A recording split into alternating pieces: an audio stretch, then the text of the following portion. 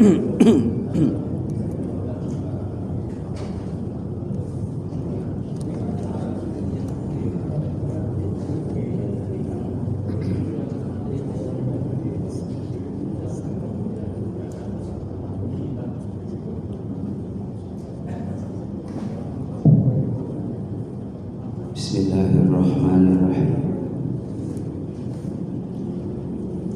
Assalamualaikum warahmatullahi wabarakatuh.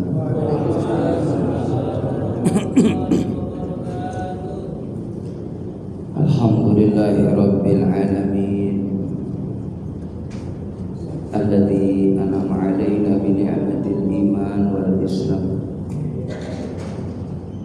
Asyhadu an la ilaha illallah al-malikul haqqul mubin, Muhammadur Rasulullah shadiqul wa'dil amin. Allahumma shalli wa sallim ala sayyidina Muhammad wa ala alihi wa sahbihi ajma'in. Qala Allah ta'ala fi kitabihil karim. Bismillahirrahmanirrahim.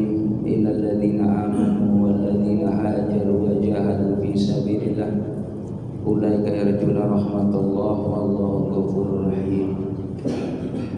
Wa qala ta'ala aidan fi ayatil ukhra wal ladzina jahadu fina lanahdiyannahum subulana wa innallaha lama'al muhsinin.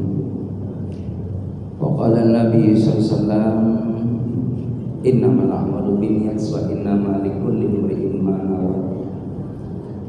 Shadaqallah, shadaqa Rasulillah sallallahu alaihi wasallam. Para sepuh tokoh masyarakat, para peserta, para hujjaj, bil khusus kepada KM Bapak Ustaz Haji Widodo, semoga beliau diberikan kesehatan oleh Allah Subhanahu wa taala. Juga guru kita bersama yang mahbub Ustaz Muhammad Shalih makanallahu fi kulli hayati. Semoga beliau diberikan kesehatan oleh Allah Subhanahu wa taala.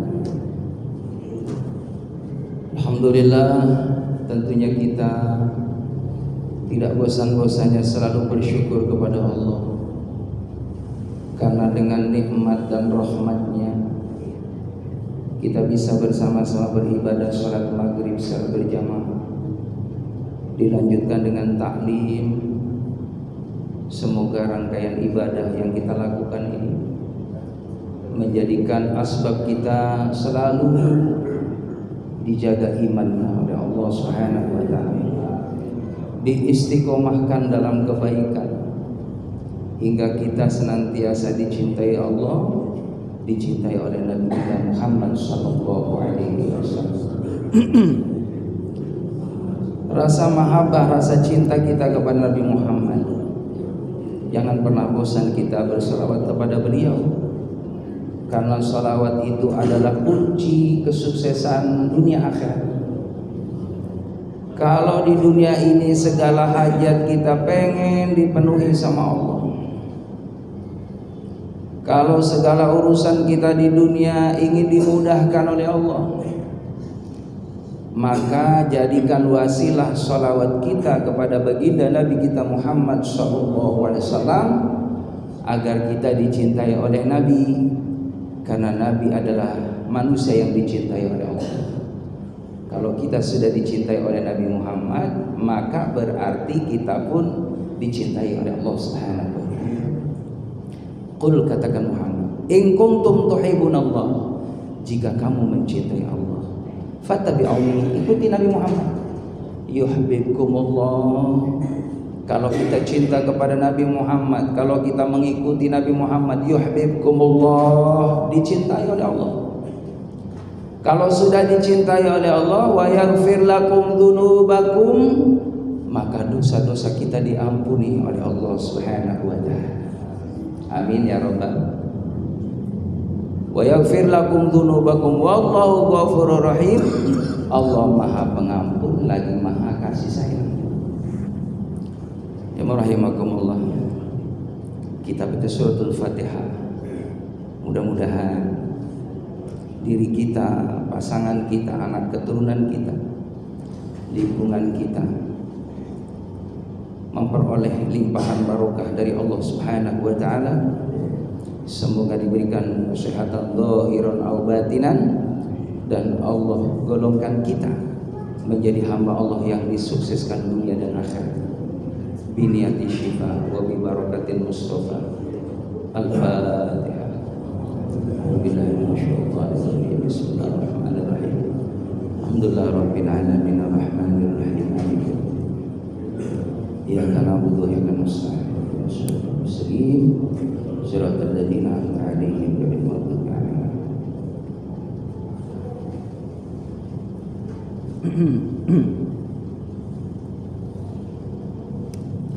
Hadirin jemaah yang dimuliakan oleh Allah Subhanahu wa taala.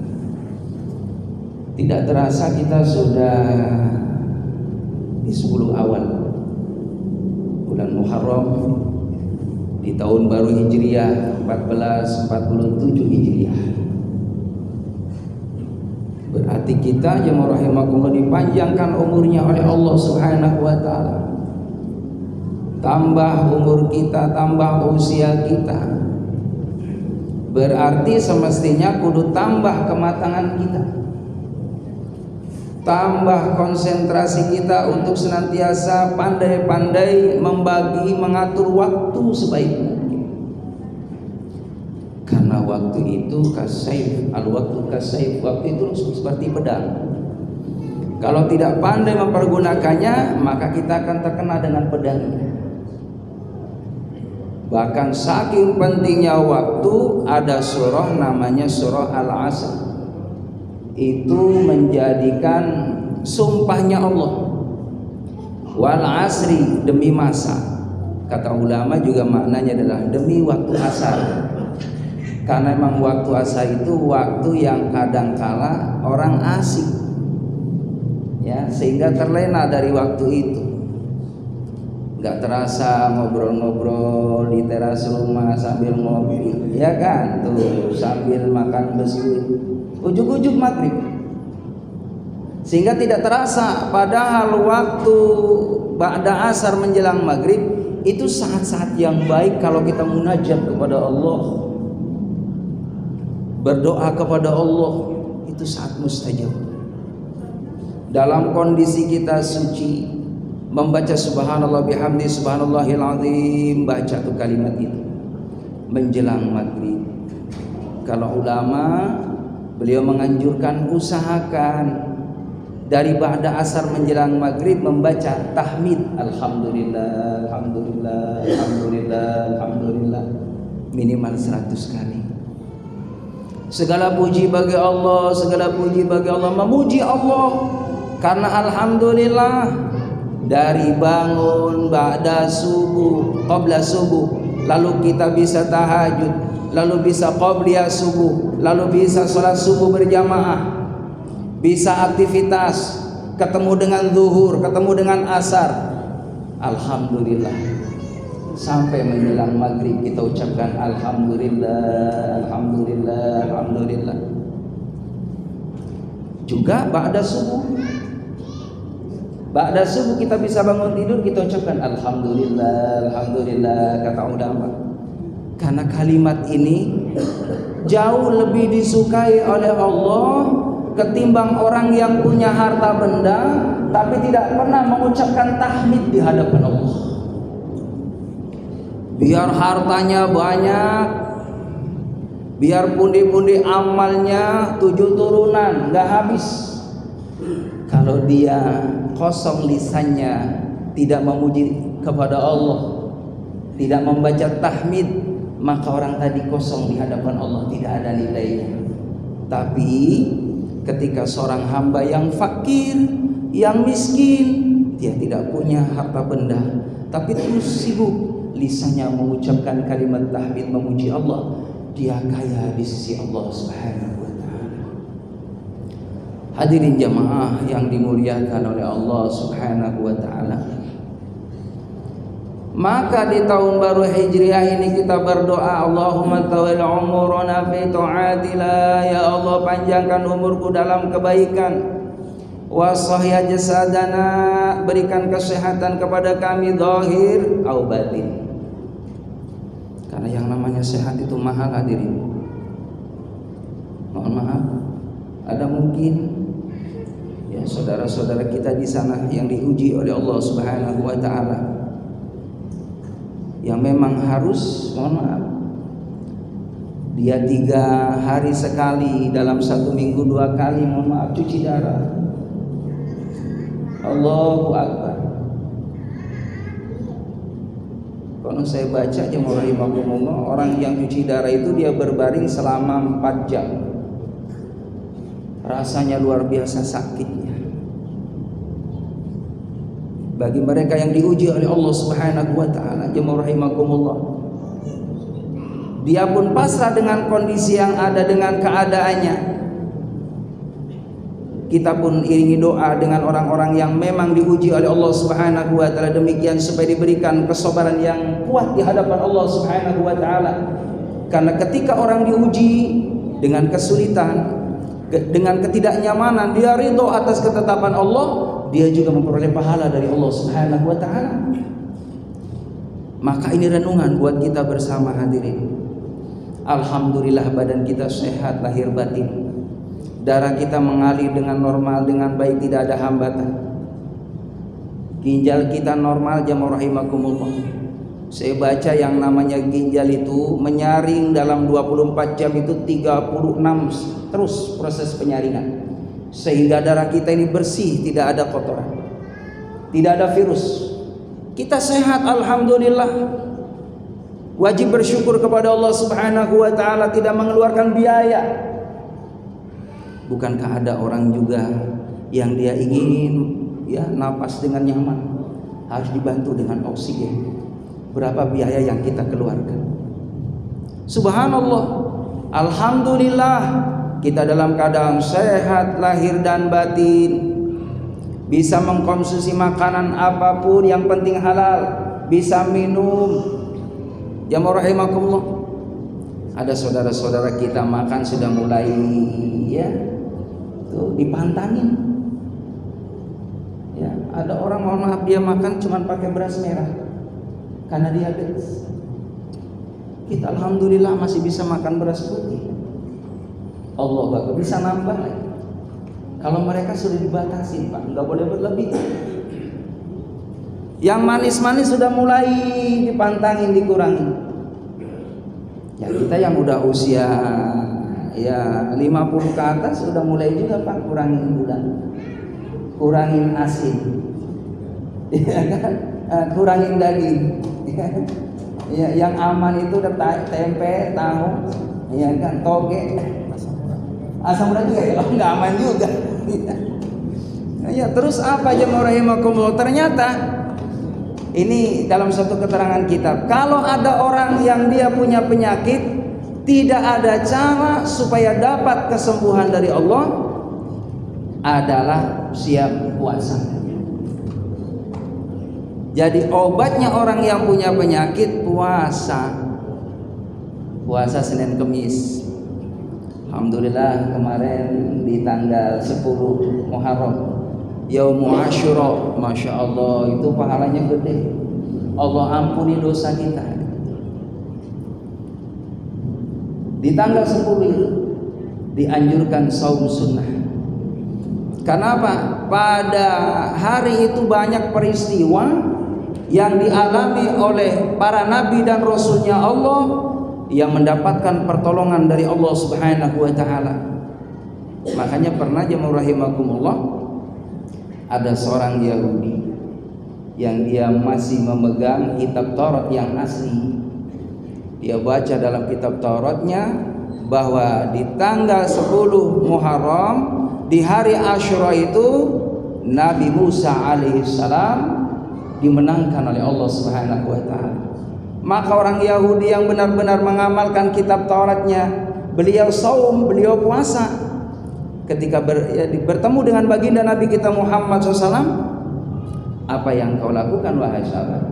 Aku puasa ya Muhammad. Kenapa kau puasa? Karena pada hari ini di tanggal 10 Muharram, hari Asyura, nabiku dimenangkan oleh Allah Subhanahu wa taala. Maka kata Nabi, semestinya juga aku sama. karena aku adalah utusan Allah Subhanahu wa taala. Ada mata rantai, karena setiap nabi itu masih terus berkesinambungan, masih ada tugas yang sama dengan para nabi dan rasulnya Allah. Semestinya aku juga puasa di hari itu, kata Nabi. Maka Nabi pun menganjurkan beliau terhadap para sahabat di tanggal 10 Muharram itu berpuasa, karena memang bentuk syukur kepada Allah, Nabi dan Rasulnya Allah dimenangkan oleh Allah Subhanahu wa ta'ala. Begitupun jemaah rahimakumullah, kenapa di tanggal 10 Muharram diistimewakan oleh Allah? Karena Nabi Adam alaihissalam taubatnya diterima sama Allah. Beliau Nabi Adam, hadirin jemaah rahimakumullah, tinggal berada dalam surganya Allah. Yang namanya surga itu tempat tinggal yang nyaman, yang istimewa. Makan tinggal makan, minum tinggal minum. Pakaian silakan tinggal pilih pakaian dari emas dan sutra. Fasilitas yang luar biasa istimewa dalam surganya Allah. Allah ingatkan kepada Nabi Adam, ya Adam, wahai Adam, ya kan, diamlah kamu dalam surga beserta pasanganmu dengan Siti Hawa. Wala taqraba hadhihi syajarah. Akan tetapi wahai Adam, kata Allah, jangan kau dekati pohon itu. Karena apa? Kalau kamu dekati, kamu termasuk orang yang merugi.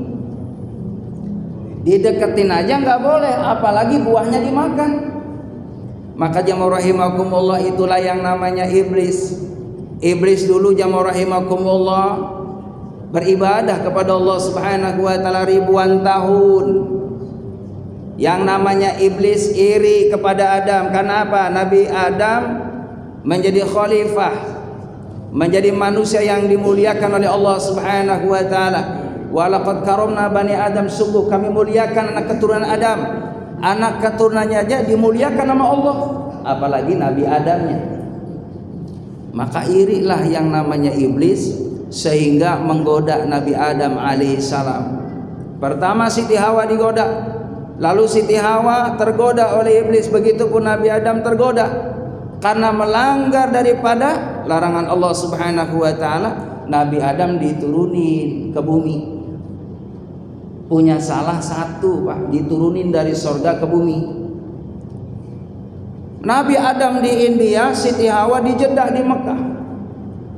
Maka jamaah rahimakumullah, Nabi Adam alaihissalam taubat 40 tahun, Pak. 40 tahun Nabi Adam sujud di hadapan Allah sambil membaca doa, Rabbana zalamna anfusana wa illam taghfir lana wa tarhamna lanakunanna minal khasirin. Sujud selama 40 tahun Nabi Adam membaca doa ini, Rabbana zalamna anfusana. Ini kata ulama istighfarnya Nabi Adam alaihissalam. Jamaah rahimakumullah, ada riwayat yang lain Nabi Adam taubatnya selama 100 tahun. Bahkan syaratnya Nabi Adam alaihissalam itu taubatnya kudu ada di Mekah. Dalam satu riwayat, Nabi Adam ketika memiliki kesalahan, punya kesalahan di hadapan Allah, satu diusir dari surganya Allah dalam kondisi uryanun. Artinya pakaian surganya dilepas, turun ke bumi. Jamaah rahimakumullah, Nabi Adam alaihissalam. Kalau dulu di surga pengen makan minum tinggal makan minum, giliran di bumi jamaah rahimakumullah, Nabi Adam bekerja keras, pengen makan, pengen minum, kudu nyari air, sumber air di mana. Pengen makan, nyari mana sumber makanan, susah hadir. Bahkan kudu pisah dengan istrinya, punya kesalahan satu, pisah bertahun-tahun dengan pasangannya. Bahkan syaratnya taubatnya harus ada di kota Mekah, kudu ketemu dengan istrinya di Jabal Rahmah hadirin. Itu syaratnya. Kita umat Nabi Muhammad, bentuk sayangnya Allah kepada nabinya.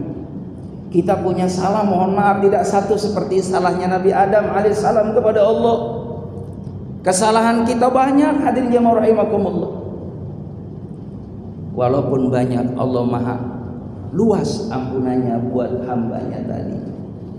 Biar kita dosanya banyak, tetap kita mah bajunya bagus-bagus. Walaupun kita dosanya mohon maaf punya dosa lebih dari satu, tetap masih kumpul dengan pasangan kita. Walaupun kita punya dosa di hadapan Allah lebih daripada 1, 2, 3, enggak seperti Nabi Adam, tetap kita taubatnya enggak harus ke Mekah. Kalau memang kita enggak punya biaya untuk haji dan umroh, silakan taubatnya ada di rumah masing-masing. Inilah suatu keutamaan, keistimewaan umat Nabi kita Muhammad sallallahu alaihi wasallam. Hadirin jamaah yang dimuliakan oleh Allah Subhanahu wa taala. Menangislah Nabi Adam alaihissalam dari India, berjalan terus ingin datang di kota Mekah, jamaah rahimakumullah, ingin bertemu dengan istrinya, maka berada di Jabal Rahmah. Disitulah diterimanya taubatnya Nabi Adam alaihissalam beserta istrinya. Dan itu terjadi di tanggal 10 Muharram. Terus apalagi jamaah rahimakumullah, peristiwa yang bersejarah yang Allah abadikan dalam Al-Quran, yaitu cerita bagaimana Nabi Yunus alaihissalam. Nabi Yunus alaihissalam jamaah rahimakumullah berdakwah, mengajak kaumnya supaya beriman kepada Allah, supaya jangan gemar berbuat dosa dan maksiat. Kaumnya Nabi Yunus susah diperingati, diingetin membangkang, diajak berbuat baik menolak. Apa yang terjadi jamaah rahimakumullah, karena bertahun-tahun Nabi Yunus alaihissalam ngajak kaumnya supaya beriman kepada Allah, tinggalkan kesyirikan, kemusyrikan. Ditantang itu dakwahnya Nabi Yunus alaihissalam, hingga Nabi Yunus jamaah rahimakumullah agak sedikit putus asa, kecewa. Akhirnya Nabi Yunus minta sama Allah, ya Allah terserah Engkau ya Allah, aku udah gak tahan lagi ngelihat kaumku merajalela kemaksiatan, berbuat dosa di hadapanmu, mau dilaknat silakan ya Allah. Maka jamaah rahimakumullah, ceritanya Nabi Yunus ninggalin kampungnya karena ngelihat kaumnya udah banyak kemaksiatan yang susah dibendung. Karena khawatir nanti Allah timpakan bala, Allah timpakan yang namanya laknat. Tidak mau Nabi tadi memperoleh daripada kemarahan dari Allah. Maka Nabi Yunus pun meninggalkan kampungnya. Ya rahimakumullah. Akhirnya ini ditegur nih sama Allah. Sebenarnya yang namanya dakwah nggak boleh putus asa. Hanya Nabi Muhammad yang dakwahnya nggak pernah putus asa. Kalau nabi-nabi yang lainnya dalam sejarah seringkali meninggalkan kaumnya kalau udah nggak tahan. Ya rahimakumullah. Suatu ketika akhirnya Nabi Yunus alaihissalam ini ingin menyeberang lautan. Ditemuinya oleh Nabi Yunus alaihissalam sebuah kapal, sebuah perahu. Akhirnya naiklah Nabi Yunus alaihissalam di atas perahu. Atas izin Allah seketika itu mesin perahunya mogok, nggak bisa jalan pak, ini perahu nggak bisa jalan di tengah laut ya rahimakumullah. Wallahu a'lam bishawab. Ya ini mesinnya nggak tahu mesin apa zaman dulu, yang penting nggak bisa. Iya pokoknya judulnya mogok lah. Mogok itu wallahu a'lam bishawab. Ya kaliganya aja tuh ketahan, angin nggak bisa ngedorong, diam aja itu perahu. Singkat cerita, ini kita kudu fair ya. Kita ngadain undian nih, siapa yang namanya keluar ini kudu nyemplung. Berarti ini nih ya yang membuat siap.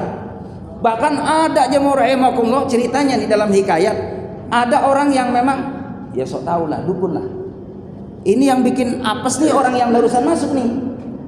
Orang yang barusan naik, orang tadinya aman baik, ya kan? Kok ketika ada orang masuk nih Yunus, malah mogok. Ya Yunus ini yang jadi permasalahan. Akhirnya Pak jemaah rahimakumullah, benar Pak. Ya udah kita biar adil ya. Nama kita semua masuk ini. Ke kaleng, nggak tahu ada kaleng nggak Pak? Bisa jadi ada. Ya cuman kaleng zaman dulu. Dikeluarkan namanya Pak Haji, itu yang keluar Yunus Pak. Iya. Kata yang lain kurang adil kita 3 kali ya. Biar ini kali aja yang keluar, yang lain gitu kan. Pak, ya siapa gitu ya? Ya gitu keluar lah gitu. Ternyata kedua kalinya keluar sama Yunus. Sampai 3 kali Yunus. Wah bener Yunus. Ini yang udah cemplungin ke laut Yunus. Ya rahimakumullah, tengah laut Pak. Itu Nabi Yunus akhirnya langsung Pak dijeburin ke laut. Apa yang terjadi? Kebetulan ada ikan. Rajanya ikan namanya dalam Quran itu namanya ikan nun. Ya, dalam satu tarikh itu. Ikan nun, sejenis paus, gede. Itu memang lagi lapar jemaah rahimakumullah. Cuman dipesenin nih ikan paus tadi, ikan nun tadi sama Allah. Kamu boleh nelen Nabi Yunus, tapi jangan dikunyah. Ya namanya ikan makhluk Allah nurut pak. Coba kalau dikunyah, ceritanya beda Nabi Yunus. Ketika mangap itu mulutnya ikan nun, masuklah Nabi Yunus alaihissalam ke dalam perut ikan nun jemaah rahimakumullah. Dibawa ke dasar lautan. Ini sebenarnya peringatan dari Allah, nggak boleh putus asa dalam dakwah. Peringatan dari Allah Subhanahu wa taala. Maka ketika dibawa di dasar laut, dalam Al-Qur'an jemaah rahimakumullah, bahwa yang namanya Nabi Yunus mengalami 3 kegelapan, dzulumat salatun.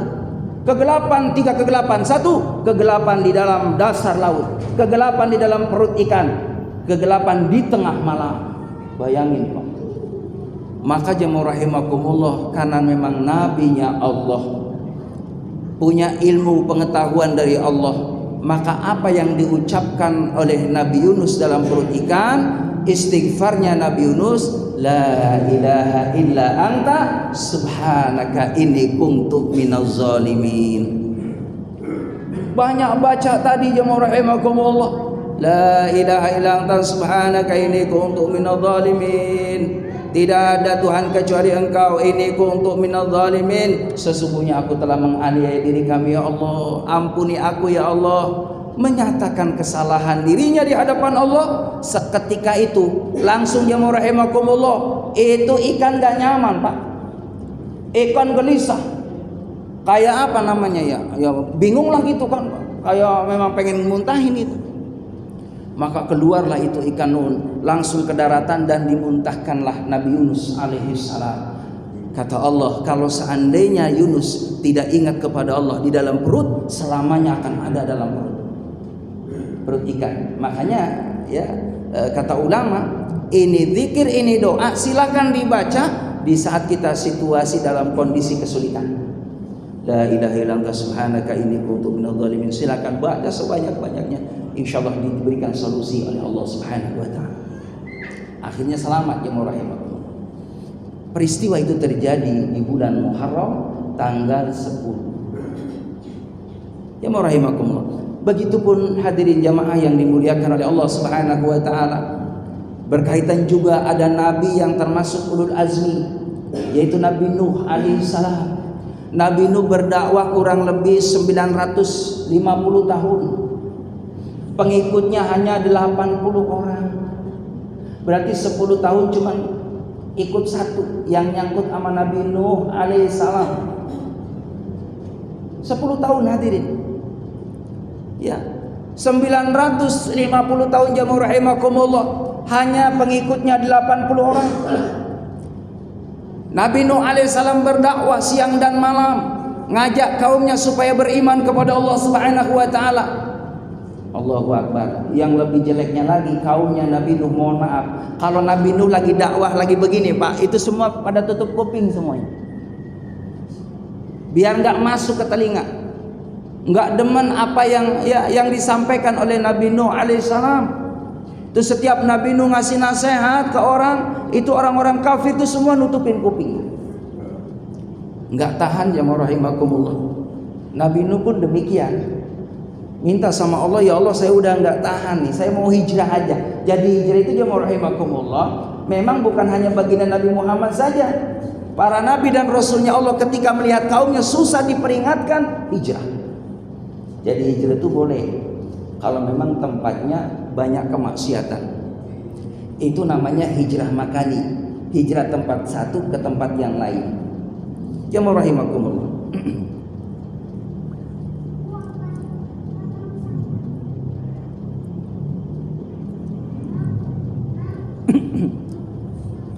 Nabi Nuh alaihissalam saking memang udah nggak tahan Pak, 950 tahun dakwah, hanya 80 orang yang ikut. Maka kata Nabi Nuh, ya Allah, aku pengen pindah aja, aku pengen ninggalin kampung saya aja. Terus gimana caranya ya Allah supaya saya bisa berlayar? Kata Allah, kamu bikin perahu, bikin kapal. Kan bikin kapal kudu ada kayunya ya Allah. Ya kamu harus nyari. Jamaah rahimakumullah. Maka Nabi Nuh pun nyari itu bibitnya. Lalu beliau tanam, jamaah rahimakumullah. Tidak lama kemudian tumbuh suburlah itu kayu tadi. Lalu 80 orang pengikutnya Nabi Nuh membuat perahu, membuat kapal. Bikin kapalnya jamaah rahimakumullah, mohon maaf, umumnya orang bikin kapal ya laut dekat pesisir, dekat laut. Itu mah di tengah-tengah kampung. Mau dekat rumahnya Nabi Nuh alaihissalam di tengah-tengah kampung. Akhirnya jadi bahan cibiran, bahan omongan. Emang Nuh, mohon maaf, abnormal nih, gak waras Nabi Nuh. Biasanya orang bikin perahu ya dekat laut. Kenapa di tengah-tengah kampung? Gak tahu kalau Nabi Nuh udah dibocorin. Sebentar lagi bakal ada musibah banjir bandang. Yang mana dimuliakan oleh Allah Subhanahu wa taala. Singkat cerita, sudah jadilah ini yang namanya kapal laut tadi. Singkat cerita, jangan dimuliakan oleh Allah Subhanahu wa taala. Mohon maaf, ini hikayat cerita, perlu disampaikan dan ambil iktibar pelajaran. Memang orang kalau sudah tidak suka, bermacam cara diluapkan ketidaksukaannya. Supaya orang yang tidak disukai itu dia semakin marah. Sudah jadi kapalnya jamaah rahimakumullah. Ini ada instruksi dari pimpinan orang kafir. Kata orang kafir, orang satu kampung bikin surat Pak. Jam sekarang SMS ya, WA ya. Iya, ini kita rame-rame aja ya. Nanti kalau mau buang air ke kapalnya ya Nuh aja. Jadikan itu tempat toilet. Segitunya Pak orang kafir. Jamaah rahimakumullah. Jadi orang satu kampung yang benci kepada Nabi Nuh kalau pengen buang air ke sana Pak. Ke sana. Allahu Akbar. Nabi Nuh dengan sabarnya Pak nangis Pak, nangis dengan kaumnya. Keterlaluan banget ini kaumku ya Allah. Saya mau berangkat ini kapal malah pagi-pagi, mohon maaf udah penuh dengan najis. Apa yang terjadi jamaah rahimakumullah? Ada orang yang memang saking gak demennya sama Nabi Nuh alaihissalam, mohon maaf. Ada orang yang dia kalau sekarang mah sakit lumpuh Pak. Pengen diantar juga ke sana. Tolong bawain saya. Biar saya puas banget sama ya Nuh. Biar saya buang air juga di sana. Jamaah rahimakumullah. Singkat cerita nih, orang yang lumpuh tadi digendong Pak. Giliran mau buang air kepleset jamaah rahimakumullah. Giliran kepleset atas izin Allah, inilah mukjizat. Ini orang Pak ketika berenang di najis dia keluar dalam kondisi sehat. Sehat dia badannya. Maka jemaah rahimakumullah, teman-teman yang lain yang nganter kan pikirannya bakal qaid gitu ya. Pak, mati nih orang. Enggak taunya dia jag-jag banget Pak keluar. Lah, situ pulang ke sini dianterin lagi sakit, sekarang sehat. Enggak tahu, saya juga bingung juga. Habis renang di sono, ya. Renang di najis. Jemaah rahimakumullah, orang sekampung yang punya penyakit ke sana Pak. Minta syariat, ada yang diolesi. Akhirnya orang yang buang najis di sana bersih dengan orang tadi. Bersih lagi, suci lagi.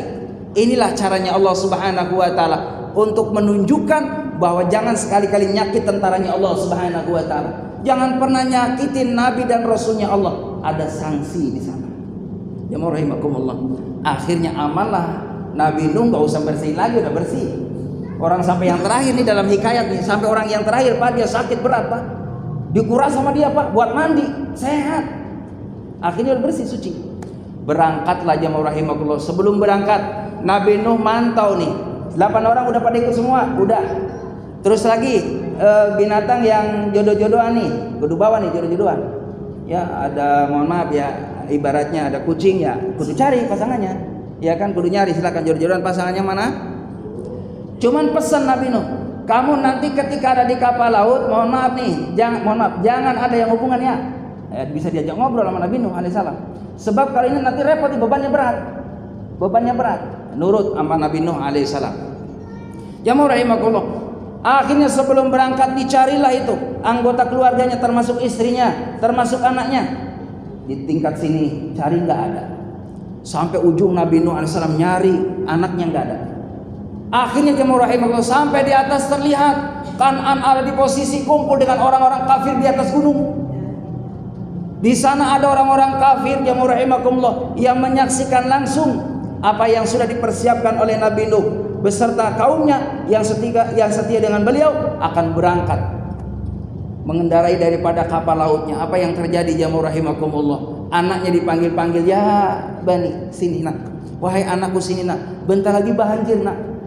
Maka katakan, tidak, aku tidak ikut sama ayah, aku di atas gunung gak mungkin sampai laut. Istri juga sama istrinya, ketika diajak gak mau jamaah rahimakumullah. Maka apa yang terjadi ketika air itu datang jamaah rahimakumullah, seketika dalam hikayat itu ada yang keluar dari rumahnya orang-orang kafir, dari ubin, dari tanah langsung keluar jamaah rahimakumullah, sampai tidak ada satu sisa pun yang namanya rumah, kecuali semuanya hanyut, semuanya binasa.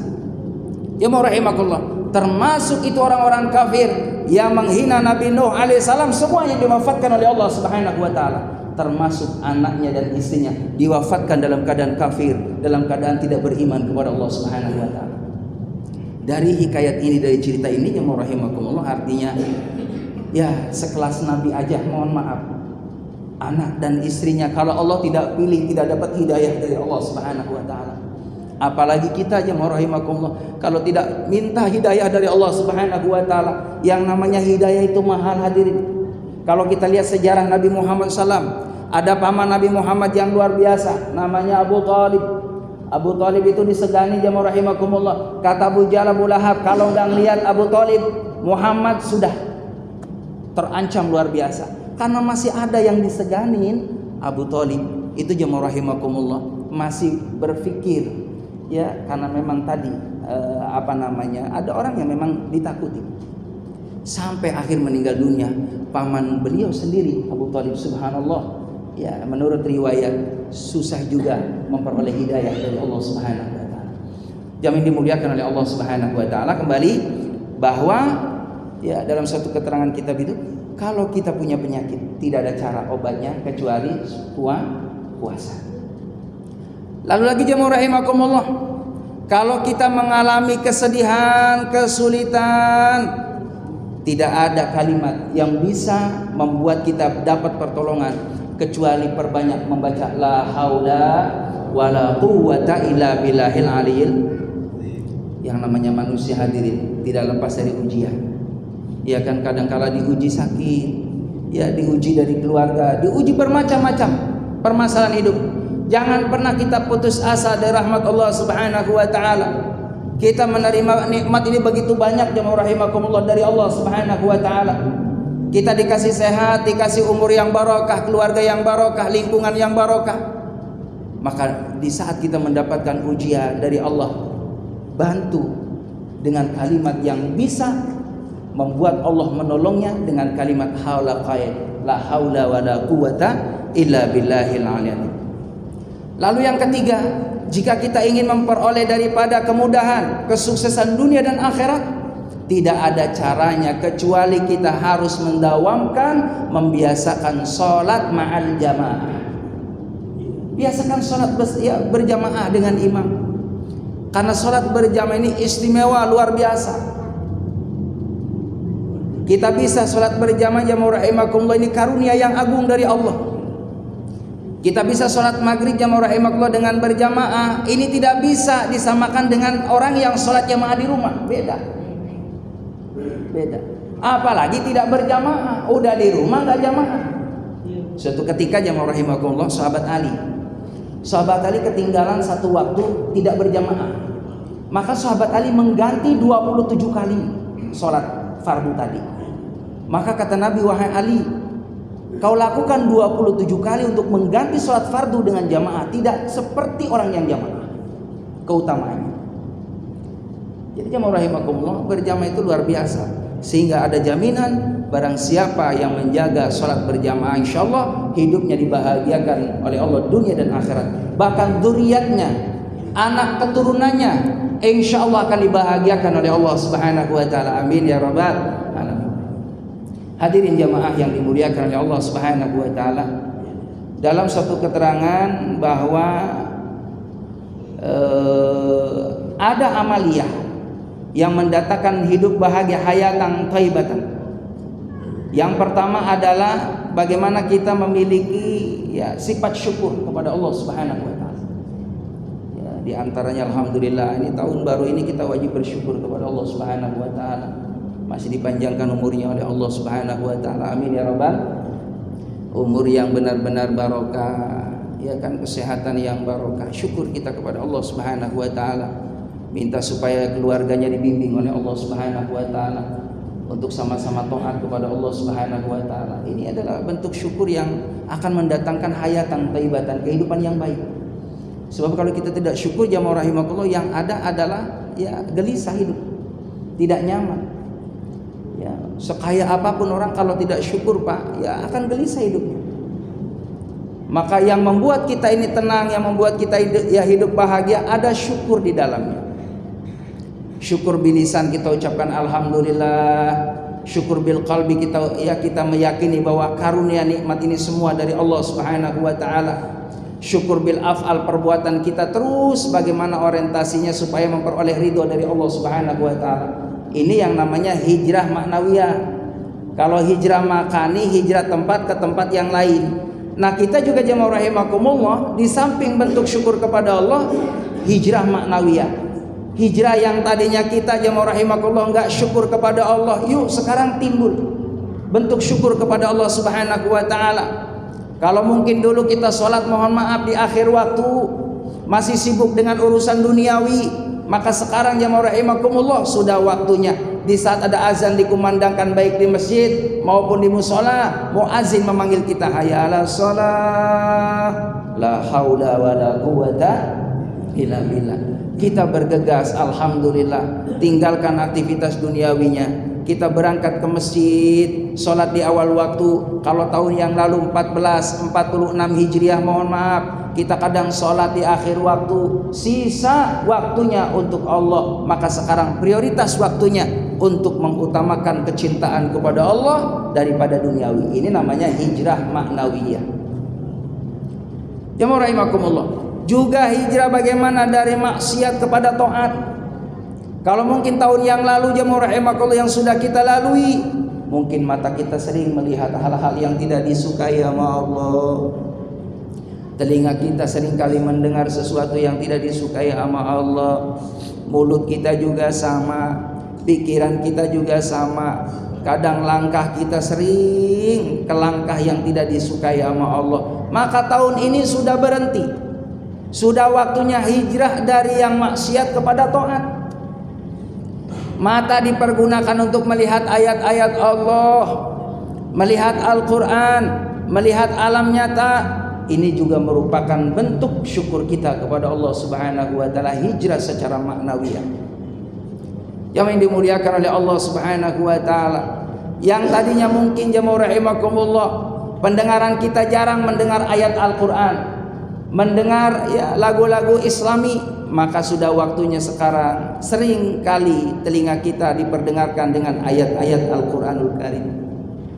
Pikiran kita yang dulu sering kali suudzon kepada Allah, suudzon kepada manusia, sudah waktunya kita belajar husnudzon kepada Allah, husnudzon kepada manusia. Ini berarti hijrah maknawiyah.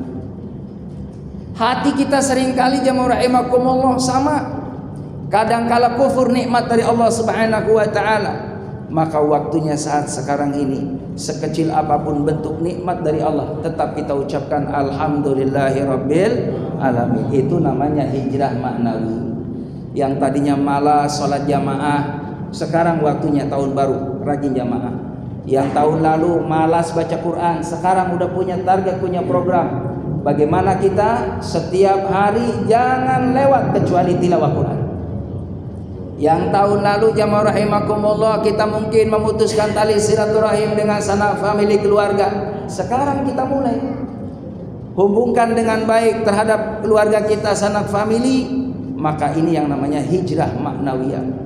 Begitupun dengan tetangga-tetangga kita, mungkin kurang ada sosialisasi, kurang ada silaturahim. Di tahun inilah segera kita hijrah maknawiyah. Hadirin jamaah rahimakumullah, dari sini barangkali ada yang perlu ditanyakan.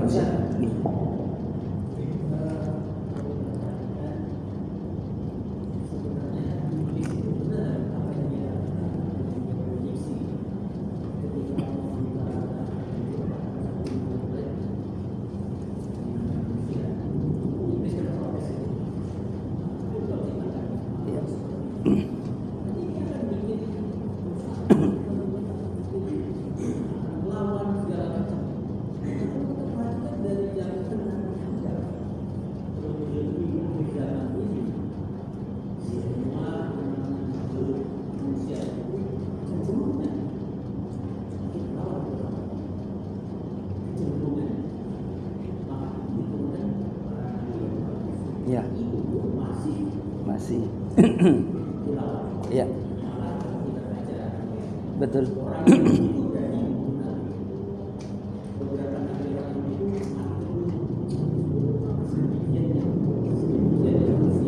Ya. Baik jemaah rahimakumullah, memang semua itu udah skenario Allah Subhanahu wa taala. Allah ciptakan yang namanya makhluk bermacam-macam. Ada manusia, ada iblis, ada syaitan, ada jin, ada malaikat. Semua punya fungsi, punya peran masing-masing. Maka Allah Subhanahu wa taala yang lebih tahu. Memang kapasitas yang menjadi khalifah ini di muka bumi adalah manusia. Khalifatullah fil ard. Ya, karena memang manusia ini jemaah rahimakumullah makhluk yang memang sempurna zahiran aw batinan. Ya, innal insana, ya, sesungguhnya manusia Allah ciptakan fi ahsani taqwim, dalam bentuk yang sempurna. Kalau iblis nggak kelihatan, syaitan nggak kelihatan. Allah yang lebih tahu, yang lebih pantas menjadi khalifah di samping Allah perintahkan ibadah adalah manusia. Karena manusia ada yang namanya jasad, ada ruh, ada akal. Kalau iblis itu kan dikasih akal, ya kan, tapi nggak dikasih ya tadi jasad yang sempurna. Kita manusia yang sempurna, Allah lebih tahu. Makanya yang dipercaya sebagai pemelihara, pemegang amanah Allah, melestarikan alam, menjaga alam ini adalah manusia. Cuman tadi jamaah rahimakumullah, memang yang namanya iblis seperti itu. Iblis punya karakter, punya sifat iri hati, dengki. Maka jangan warisi. Udah tahu Allah mempercayakan Nabi Adam sebagai khalifah di muka bumi ini, diprotes kan? Kenapa ya Allah? Engkau jadikan manusia di muka bumi ini untuk menjadi khalifah, dia akan bertumpah andar dan sebagainya. Ya rahimakumullah, Allah lebih tahu. Ya, maka itulah bagaimana yang namanya dunia ini tempat ujian. Wa nablukum bisyarri wal khair. Allah uji kamu dengan kebaikan keburukan, ada hak, ada batil, tinggal kamu pilih. Makanya turun ayat Al-Qur'an fa'alhamaha fujuraha wa taqwaha. Maka Allah berikan pemahaman antara keburukan dan kebaikan, tinggal pilih. Kalau kita melakukan kebaikan itu Allah suka, kalau kita melakukan keburukan Allah tidak suka. Ingat, di kita di bumi ini ada yang namanya musuh kita. Inna syaitan lakum aduwwum mubin. Sesungguhnya syaitan musuh yang nyata bagi kamu. Makanya Nabi nganjuri nih, biar kita jauh daripada godaan syaitan, isti'adzalah. A'udzubillahi minasyaitonir rajim. Aku berlindung kepada Allah dari godaan syaitan yang terkutuk.